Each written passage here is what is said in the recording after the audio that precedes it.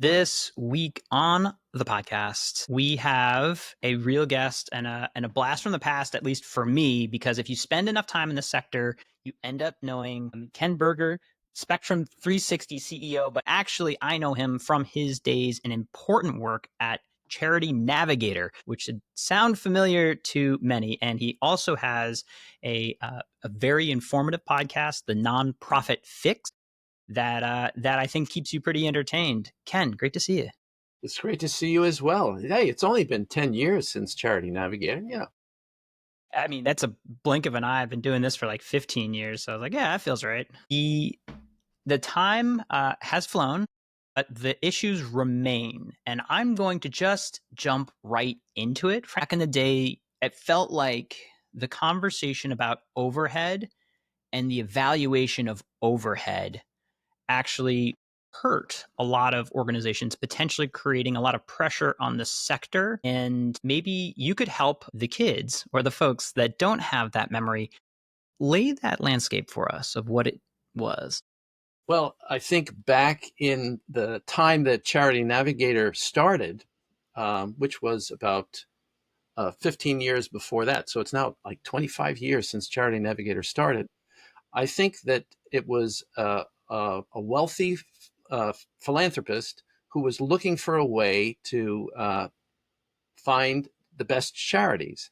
And he went online back then and couldn't find anything. And so he created this site for that purpose and also to help others at the same time. And so he engaged, I think, an accountant, a couple of advisors, and this was the best that they could come up with as to what was available publicly to get information on charities from their perspective. And so that's how they started it. And it went on like that for about 8 years until I got there. And I had no clue. I had been working in direct service for 30 years, and I didn't know from overhead from anything, because I was just in the trenches every day doing the work, helping the homeless, helping people with HIV and AIDS and other kinds of stuff. And so I had been sort of lifted up into this. And from the very beginning, to your point, people were saying to me, you're hurting nonprofits. You're hurting them because you're not measuring the right thing. That overhead, that you're using this sort of 10% rule, and it seems arbitrary, and it seems like you're just not measuring what matters most for nonprofits. And so I shared that with the founder who had created this place, the Charity Navigator, and he said, well, have at it, Ken. If you can figure out a way to do it some other way, knock yourself out, go ahead. So that was the beginning of the journey for me when I started there. So from the very beginning, because I'm from the nonprofit sector, and if my colleagues are telling me this is not good, you're hurting more than helping, I was very bound and determined to do what I could to help to change the way that Charity Navigator rated the organizations. So that is sort of the background. Yeah. And just to play, the game of dictionary, I think it's important to remove overhead from the abstract into the incredibly nonprofit geeky, which frankly is where I and the people that are unfortunate enough to listen to me live. And overhead is a 990 issue, right? Yes. I remember sitting as the CTO of Do Something, literally going through and tagging whether or not this like technical upgrade to a server should be allocated as programmatic versus administrative. Right. Can you help add flavor into my sort of loose dictionary, poorly done definition? Sure. I mean, I do think that one of the major places that like a place like Charity Navigator would go to find your overhead is in the 990, the tax information form that we submit every year to the IRS. However, those kind of metrics for what, and I'll define in a minute, for overhead are also used by a lot of funders. And so it goes beyond, and, a lot of, because of Charity Navigator's influence and others, it's sort of, for quite a while now, it has been a major metric that many look at to determine whether or not they're going to support a nonprofit. So basically, overhead in the 90 context is basically anything that is deemed not to be involved in the direct services. So it's your administrative support, it's your fundraisers, or whatever it might be. Any of those functions that don't, however you define it, are not in directly providing the services to those that the nonprofit serves are sort of fall into that bucket. And the other thing, to your point, is that the reality has been, and I believe it still is, that the definition of what you define as direct service and what you define as administrative is as much an art as it is a science. And I think a lot of nonprofits will strive to put as much, knowing that there's this pressure, as much to minimize the overhead percentage.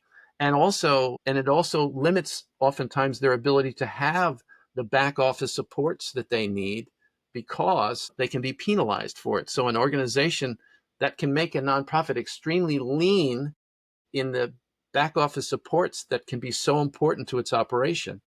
Somebody once said really succinctly that, if it takes Apple 90% of its when you pay for it, that 90% of the money goes to their overhead and 10% goes to the building of the phone. Do you care?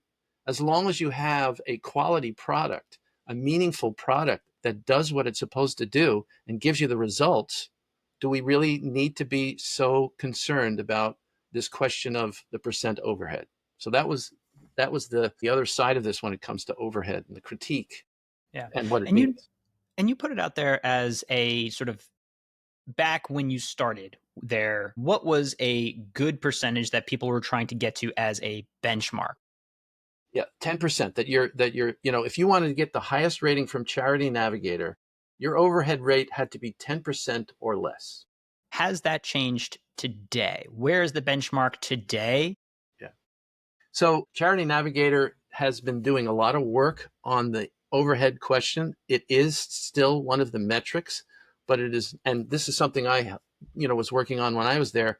We expanded when I was there to include other metrics such as accountability and transparency. And we were beginning to explore results, impact. And so now the metric is expanded to the point where it varies according to the type of nonprofit. So it can vary.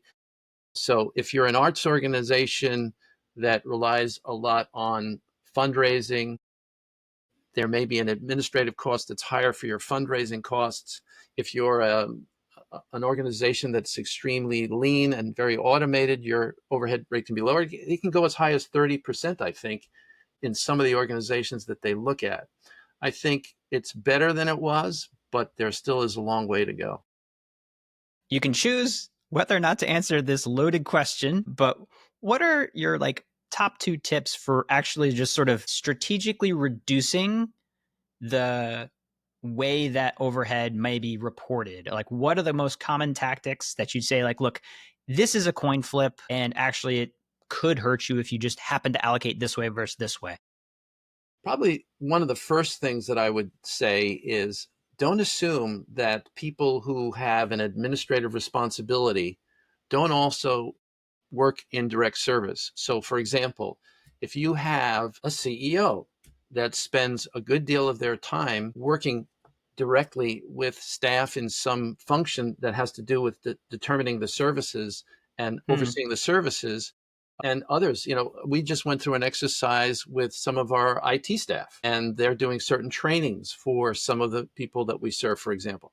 So really try to tease it out. So if you want to try to, on the one hand, reduce the percent that's hurting you, but at the same time, be real and honest about it, I would say that's probably one of the big things that I would recommend. Really think through with your what is normally labeled your administrative back office, and tease it out a bit, because I think if you do that, you'll find that there's a lot of direct work that is involved in what you're doing. And it's one of these worlds where sadly so much comes down to the accounting, and whoever is just sort of making this binary decision without full context of what it means when you just say, sure, these jobs, they just allocate out their entire salary into administrative, and yeah, sure, done.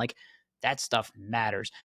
I'm not sure that is fully aware, or the folks doing that are fully aware of the potential repercussions of that. And I hate that we're even saying how do I game the system, but I play in the game that I'm put in, unfortunately. Yeah. Well, one of the many challenges that I think nonprofits face is that as they get bigger, there's a tendency for everybody to have their own turf and their own pond. And it's so critically important that there is ongoing dialogue, and that as much as you can, it's like two heads are better than one and so forth. The more people who are impacted by these decisions, the more likely it is that you're going to have a better outcome. I mean, at our organization, every month we have a sit down between the finance staff and the leadership of each of the programs to look at expenditures, to look at how things are allocated.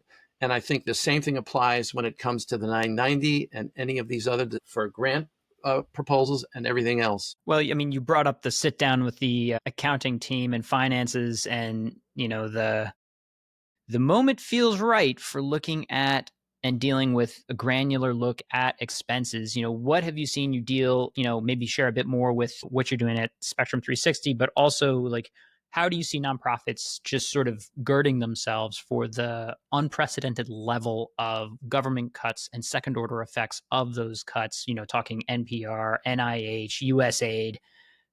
I haven't read the news in the last 2 minutes, so don't depress me further. What has been your approach and strategic advice in this landscape right now?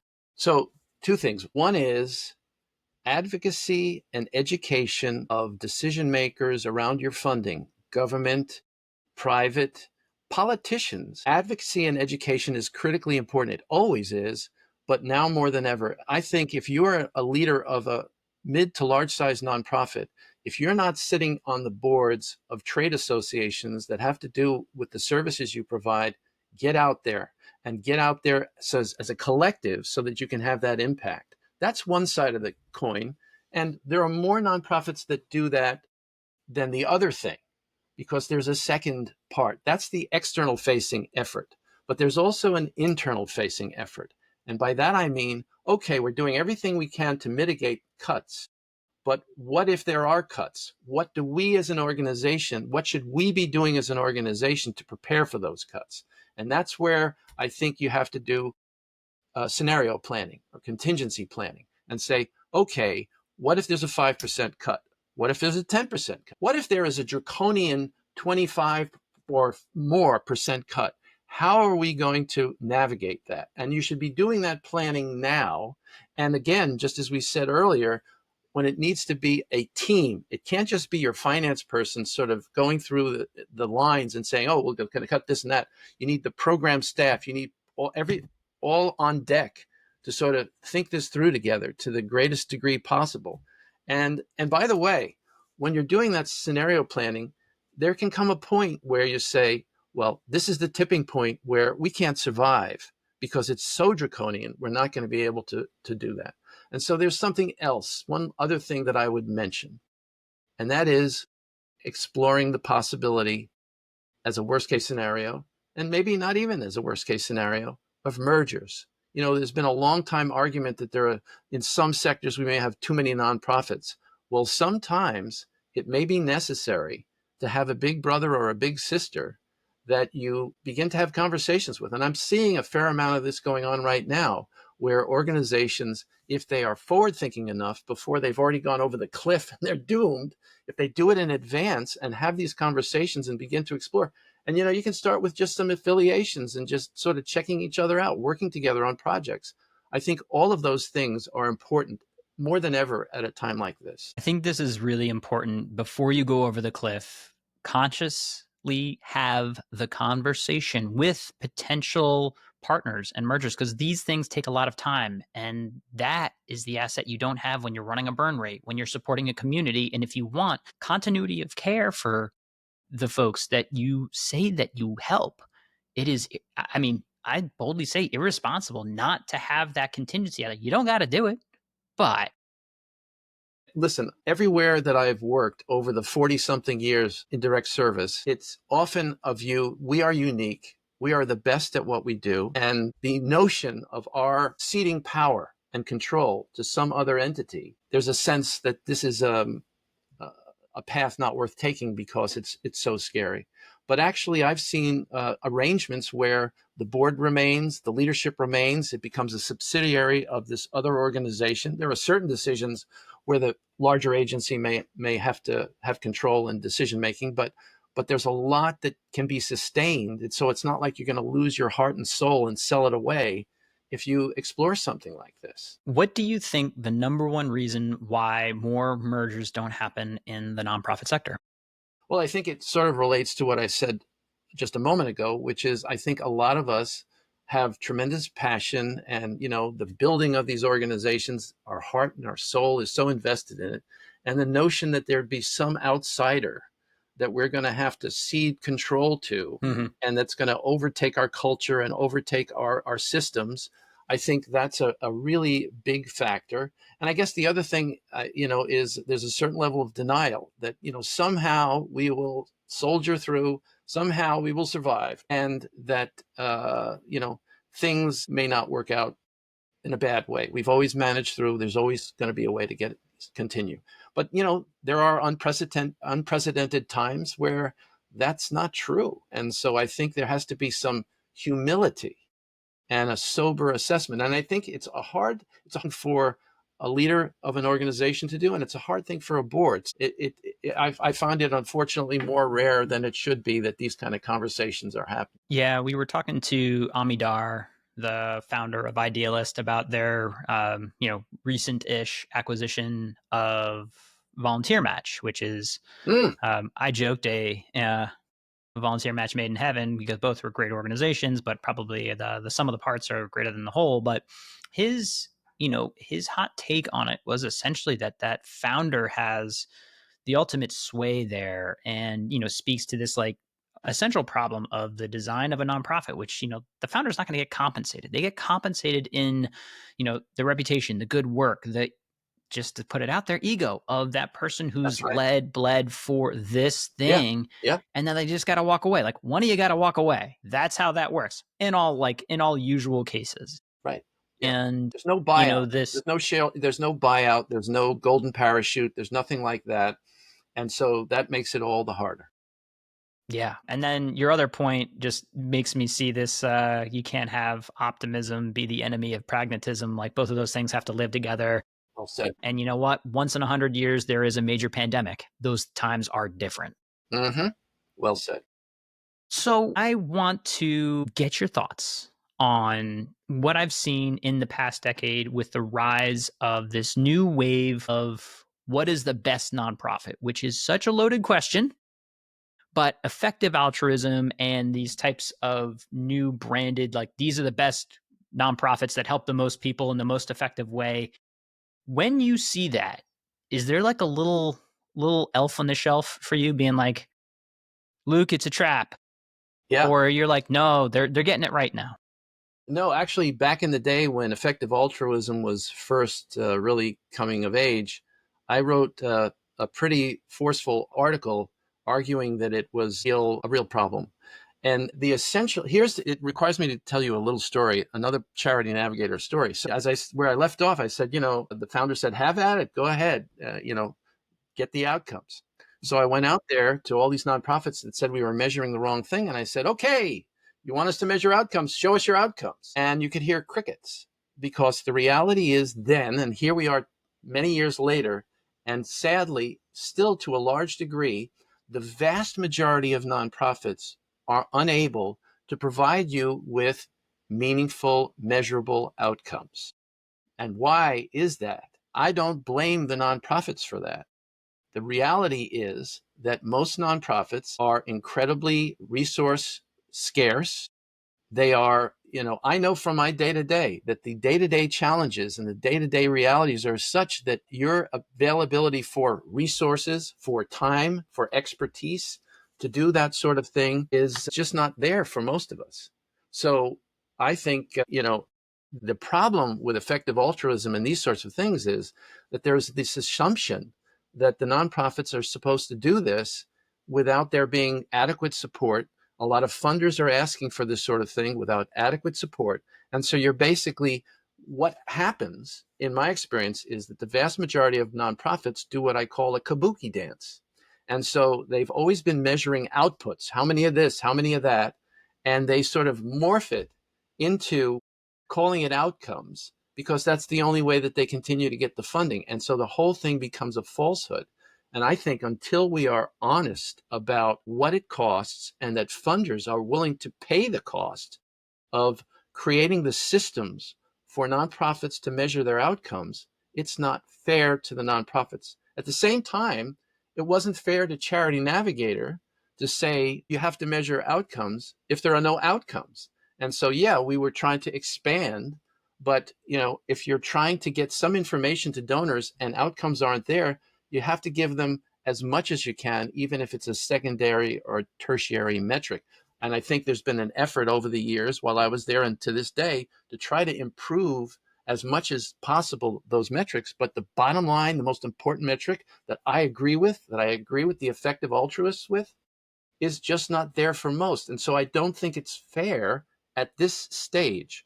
I think there's more hope now than ever that we're going to be able to get there. But the reality is that it's still early adopters that are the ones that are doing this. And I hope that many others will follow, but we're just not there. If you're in the trenches and you're honest, that's where it is in the nonprofit sector today. Mm-hmm. And so to come back to the summarization of it, because I realize I launched into effective altruism and maybe the audience doesn't have a full, I guess, definition of it. And it seems to have evolved over time, but it is the more utilitarian approach, in my estimate, that there is an absolute good of lives helped, and there's a hierarchy of outcomes to which we should give and rank and decide. And sometimes it has an unfortunate effect when it's implemented on the ground. Your critique seems to focus on the fact that we all can't afford the double-blind longitudinal 2-year, 5-year, 50-year study to make sure that you are doing the most good. And the truth is, it is an unrealistic expectation and is put out there. And that, the other part of effective altruism, which I've also been very critical of, is this presumptuousness that these other efforts that don't fit within that context aren't vitally important and don't deserve also to be supported. And so to this sort of scarcity model of we only are going to do, mosquito nets over here, or we're only going to serve the poorest people in this country over here, that is your model, I think really detracts from so many very important things and puts a value on things in a way that I think is very unfair. Let's just put it that way.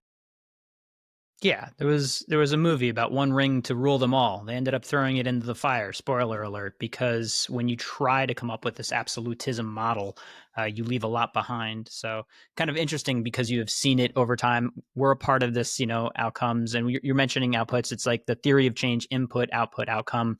It's a heck of a lot easier to measure the outputs and inputs rather than that outcome. What is your advice for the folks that don't have the budget for longitudinal studies to begin to bridge that chasm? Well, and we talk about this on the podcast that I do with my colleague. My colleague is an expert in this whole area, and the good news is that at this point you hear all of this discussion around big data and machine learning and the building of algorithms. The good news is it's quicker, better, cheaper than ever before to be able to get there. And it doesn't have to be these longitudinal studies. It can be taking your data, as long as you have data that is digitized, and some don't. So the first step is to get on the road and begin to have your records, your service information for those that you serve online, getting those tools. And once you have a certain number of years of that information and a certain number of people that you serve, you can begin to learn from your data. And it doesn't have to be as elaborate as those kind of traditional studies that take millions of dollars. It can take thousands of dollars. And I think that that's the place to begin. And if you look out there, there are consultants out there that are doing this work and are beginning to help organizations really do amazing things where they're beginning to learn from their information. By the way, that's where we started with Charity Navigator. We were looking for organizations that were trying to learn from their data. So even if they had lousy outcomes in the first year, let's say, as long as you're trying to learn from your data, you get extra points. Now, if it's 5 years out and you haven't learned anything and you have the data, but you're not improving, that's one thing. But just getting on the road is where I think the sector needs to continue to be, is to begin to make sure you've got as much digitized data. And then once you have a few years of that, that you reach out and you find funders and you find supporters and you try to eke whatever money you can out to do this exercise. I mean, we're in that stage where I am at Spectrum 360. We've now compiled about 3-4 years of data, and so it's now that we're ready to go to the next level and have the building of the learning system that we need to use. And the other thing that's really valuable about this, which is different than these longitudinal studies that we talked about before, is it can be customized to the individual. You know, there's the sin of averages where we sort of make these general assumptions about how services can work, but it can be so granular that you can say this individual that we're serving has these qualities. And we've learned from the information that there are very customized, specific things that we can provide to this individual to help change their life for the better. So it's even better than those $1 million studies because it can be so live, learning from as you go and customized to each person that you serve. That's where I think the future is going to be. And that, you know, we're at the early stage of it, but we're closer than ever before. So, you know, maybe 10 years from now, Charity Navigator will actually have the ability to start to do that. I mean, it's going to be a major effort. It's going to take a lot. It'll vary by sector. But I think that road is now finally in our sights. You know, I tell colleagues frequently that things take 3 to 5 times longer than you hope. So back when I was a Charity Navigator, I hoped these things would have happened during the time I was there. But I see we're getting a lot closer, and I'm very hopeful about that. Yeah, there's so much to unpack there, and Rose, to take the quote in my mind that just got stuck as you were talking about, you know, measuring those outputs and then trying to bridge that is the Yogi Berra, we're lost, but at least we're making great time. Where look how many more outputs we made by doing all those inputs, and that's the getting lost. What advice do you have with regard to adjusting your program, maybe looking at other research out there, and, you know, we call it sort of crossing this digital chasm of that we love the internet. We can make so many widgets, we can make so many outputs here, but that digital chasm is like there are real people walking around the world. How do we prove that that article, that video, that course that you put on the good old tube there didn't? I'm not quite sure if I'm going to answer the question correctly. I'm not quite sure I got that one. But so, uh, look, I'll tell you. So I think a lot of organizations are able to tell powerful stories that are examples of their outcomes, and that, you know, that's a major way that a lot of organizations roll to get funded. And, you know, their fundraising efforts are all about those stories. They're outcome stories often. The future, I think, is going to be one where you're going to need something that sits behind your story. And that is, and look, here is outcome data that shows that what that story we just told, which is the compelling thing that grabs you, is transforming all of these lives. And that we have so many other stories like this because we're using the tools to make sure that our assumptions, that because we did this good thing, it's not a one-off, that it's all the time and it's consistent. So I don't know that quite answers. It does, actually. I'm like, oh my gosh, you took my meandering walk through a forest and turned it into a solid answer, where you're saying it's not just this sort of like, let's find this touching story that frankly may be an outlier, being like, this is representative of the data. Actually, no, that's category 3 of 5. We've Exactly. had 20% of our things hit category 3. Here's a story of that particular person. Right. Based on our measures. And I think that's really important because sometimes when people hear me talk about this stuff, they think that we're going to become automatons, and it's all going to be this sort of cold data. The storytelling is critical. The granular telling of here's a life and here's somebody, the heart of what we did and how powerful it is. That has always been there, and that can't go away for so many reasons. But the point is that now you'll be able to take it to the next level. And I think it has all kinds of other powerful ramifications to it which I'm happy to belabor for a few minutes if you want me to. So I will maybe pull that thread in the future, because there's as you look at it, I think the nonprofit practice in theory is many books long and still Yeah, being written. And so true. I like the thinking of the approach. One of the downsides of our story first nonprofit reporting system is that the best story gets the funding. Yes. In the same way that a broken watch is right twice a day, but if you tell the heck of a story about it's 5 o'clock somewhere, just to just mount the metaphors, like my experience has been that I've seen the monetization of stories by nonprofits, and then the commoditization of that by folks like GoFundMe Yeah. that sell stories Yeah. and individual giving. And so there's like this sort of like, you can't have your, both sides of this. And I love that. How do you then bring the story with the data? And I think you need both, and that's the differentiator. One a couple quick thoughts on that. One of the things that I realized when I was at Charity Navigator is what I called at the time the Occupy charity problem, which is that the vast majority, if you heard of the Occupy Wall Street, the Occupy Yeah. movement, yeah. So the whole notion is that in the nonprofits, in that Occupy model, they were angry because, let's just, I'm simplifying, but people were angry because 43% of the country's resources are in the hands of 1%, the 1% of the population. What I learned at Charity Navigator is that if you double that to like 86% or more of nonprofit resources go to 1% of the nonprofits. And so when you talk about the storytelling, the rule of thumb is it's usually he who tells the best story wins. So who is going to, so the system of storytelling sort of almost reinforces the current structure of the sector, where innovation and smaller nonprofits growing, it becomes harder for them because the most powerful storytellers, the ones who get the message out the furthest, are these very large organizations that are a thimble of the overall sector. So it's all the more, that's why I also think it's so important that we get to results, because then the innovators and those that are doing things out of the box, if those things are working, we can learn so much more.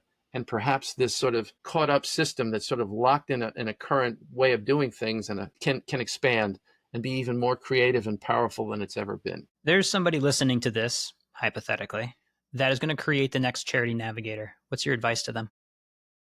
My God, I'm seeing it happening. I'm actually seeing people doing that. And basically, they're doing things like they're taking the 990s, those tax information forms, and they're taking the information that's messy. And because they have hundreds of thousands of these documents, they're getting more information from those documents. They're able to rule out those that appear to be so outside of the norm that they can sort of push them out. They're sort of fiction. And they're also looking at communities, and they're saying, what is the level of need of this community, and how many charities are in this community? These kind of raters will be able to say, look at that, you've got a bunch of nonprofits over here in this wealthier community, and then you've got a community over here where there's virtually no nonprofits. It's like a wasteland, and the need is twice as large as it is over there. And so the power of this information to make us more effective and efficient in the way that we provide resources, I think those charity rating agencies are going to need to be able to educate people and use this big data that I'm talking about to make the recommendations much more specific and tailored, and of course considering the outcomes of the agencies and these kind of issues like the one I just mentioned about where is the greatest need. I'm talking about the effective altruism. Where's the greatest need in this community relative to where the resources are currently being deployed? It gets to the same problem. It's like the storytellers are over there, the big agencies are over there, but it turns out that there are these communities that have nothing or very little, and they need the resources even more. So those are some of the kinds of things that I think a future rating agency will need to do. How do they answer the problem or question of what is the best organization? I think it's going to be tailored to each type of cause. And I think we're going to learn for each type of cause what are the most meaningful outcomes. Over time, I think we're going to see patterns. and models that are more effective than others in helping people. And that if you don't follow this particular model with innovation, that you're less likely to be as effective as another organization.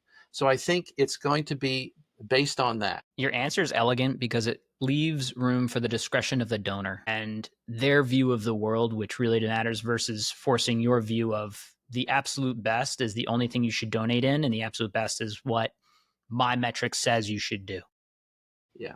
The causes that, your heart is still matters a tremendous amount, and what you're most passionate about, what you care most about, one would hope that you'll find the best organization that does that kind of work. I have way too many show notes and questions left for the time we have, but I want to be respectful of your time because I also want to leave room for rapid fire. Yeah, I'm ready. Yeah, all right, we're going to get a fielder's choice. You can go the obligatory AI wax poetic Already did question. that.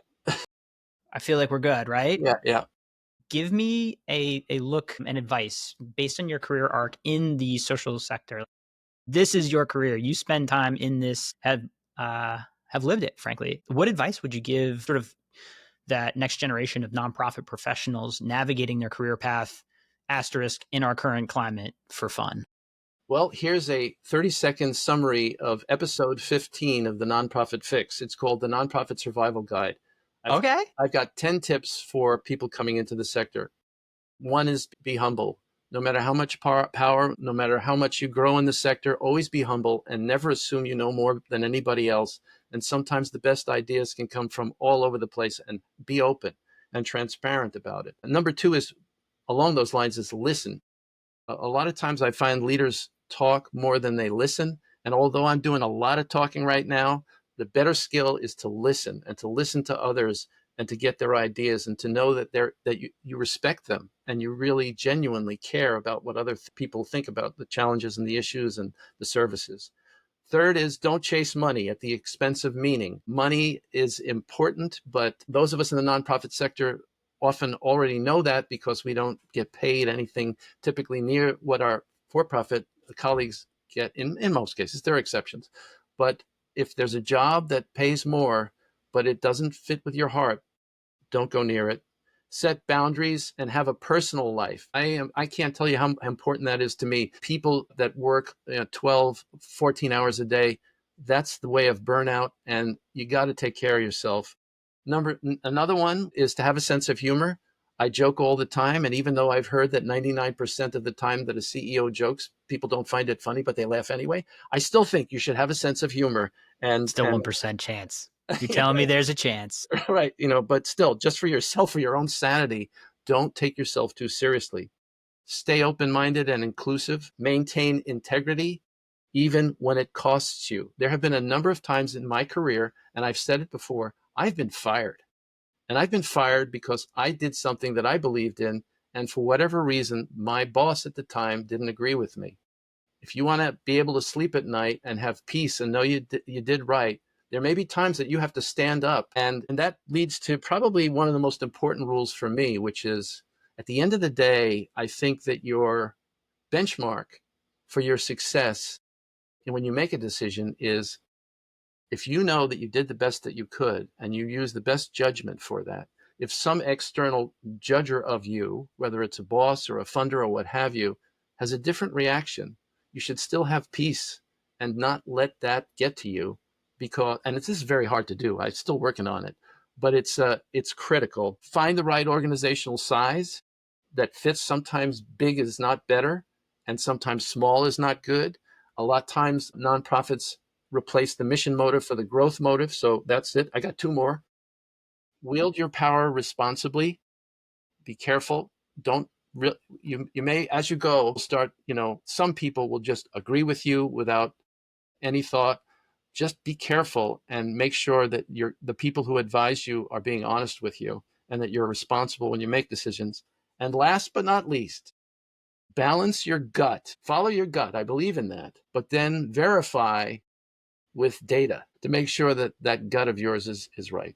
Yeah, that's great. I'm frankly just going to chop that, and that'll just be like a separate standalone hot takes with Ken. Thank you for prepping so well for that question. I'm glad we took that path.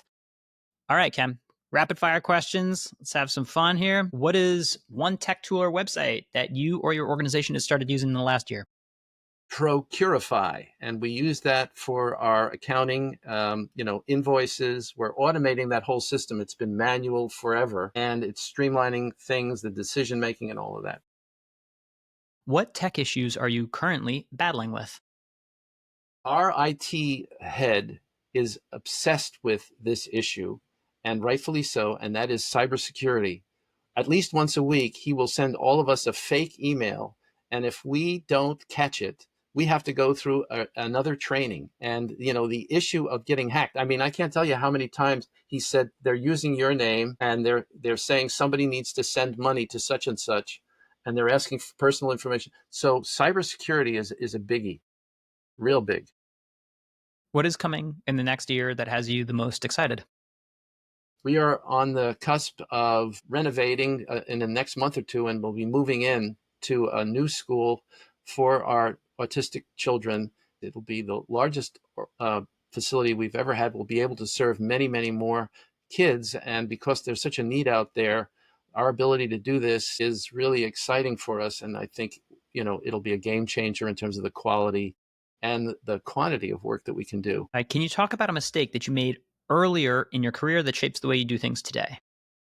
When I was running the social service department in a homeless agency at Volunteers of America back in the day in Greater New York, we were approached by Verizon to do something called the Daffy Project, where we took daffodils and we put them into these like paper cups, and they were going to use that as a promotion.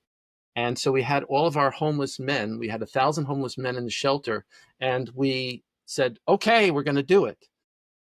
What I learned from that is, man, oh man, you better plan a lot for something like that. Don't think it's going to be simple. And number two is, don't take a bigger bite than you can chew. Start small, because it did not go out well, to say the least. I mean, we got the daffodils done, but it could take an hour for me to tell you all the problems we had in getting there. Do you believe nonprofits can successfully go out of business? I'm almost, my reaction to that one is, it almost doesn't matter. In other words, if, in my opinion, if a nonprofit finds that it's fulfilled the mission that it served, and it identifies a new mission where there is still a great need, and where they will set themselves to achieve results for that. There's so much need out there that it's almost like, yeah, you could close. My experience is the only organizations typically that close, there are nonprofits that malinger indefinitely, but the typical nonprofit closes is because it's in fiscal disaster. And so, it's gone over the cliff. But so theoretically, sure. But, for all the other reasons we talked about, the egos and everything else, it's probably very rare.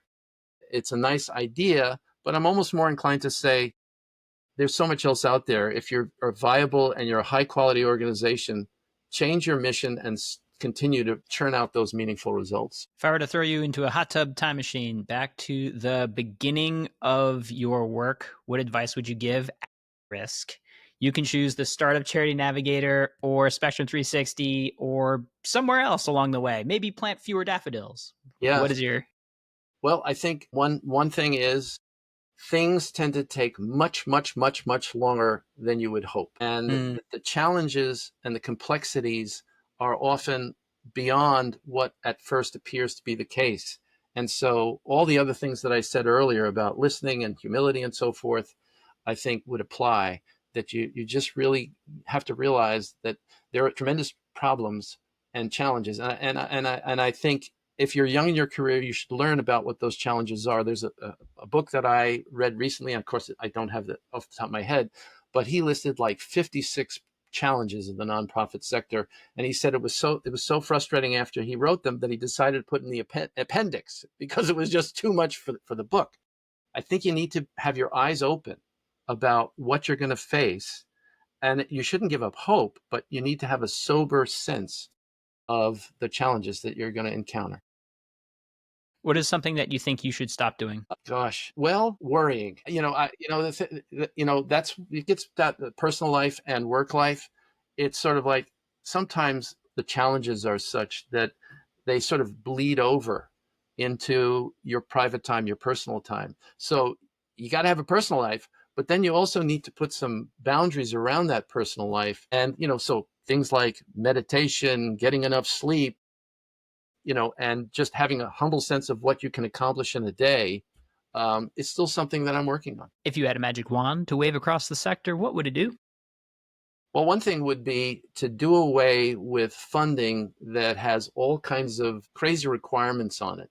So that the whole notion of getting funds that are for general operating rather than it has to be for this place at this time in this way, I think is so important. I think once we get to a point where charities can provide their results, I think that all these fears and concerns that funders have about, well, how do I know that it will be misused or, used for some other purpose that's wasteful or salaries and whatnot, I hope that we will come to a point where there'll be enough trust because we can see the results that nonprofits will not have to have restricted funding to the degree that we do today, and that they'll say, okay, I trust you. You know where the money is most needed.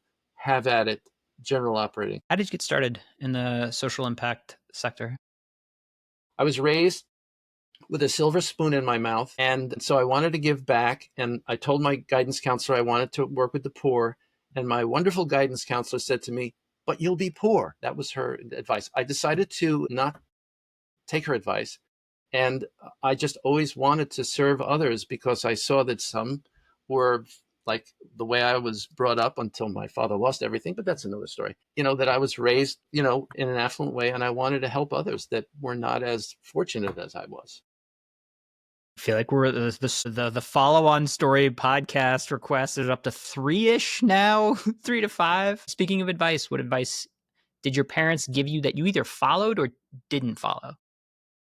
Well, one thing that my parents said to me was, you can do whatever career you choose, you can do whatever you want. So you'll be successful at whatever you put your hands to.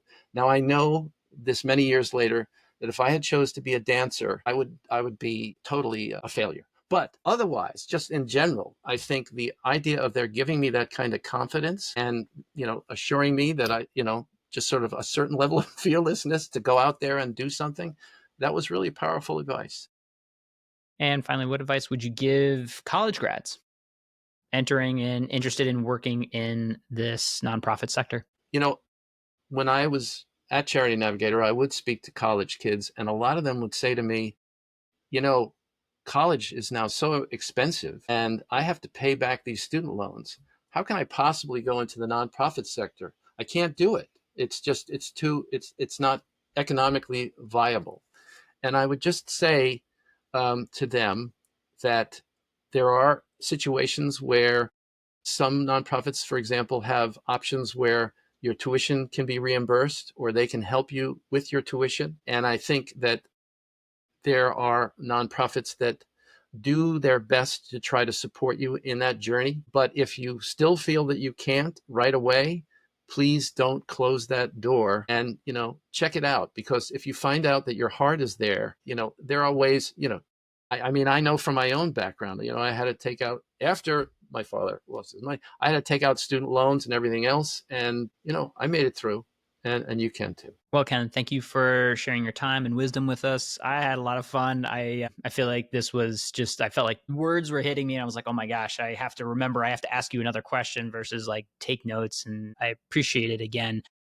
One more time, Spectrum 360, where do people find you, help you there? And then, of course, the podcast, The Nonprofit Fix. Tell us where we can find you and how we can help you. Well, it's spectrum360.org and it's the nonprofitsfix.org. Both are nonprofits. And so please feel free to check us out. And I also want to put a pitch in for the work that you're doing, George, because there aren't enough of us out there, I think, that are really speaking about the realities that we face in the sector. And I commend you for your work too. I know from my own experience, I know that it's a labor of love for you. So thank you for doing it, George. Means a lot. Thanks, Ken.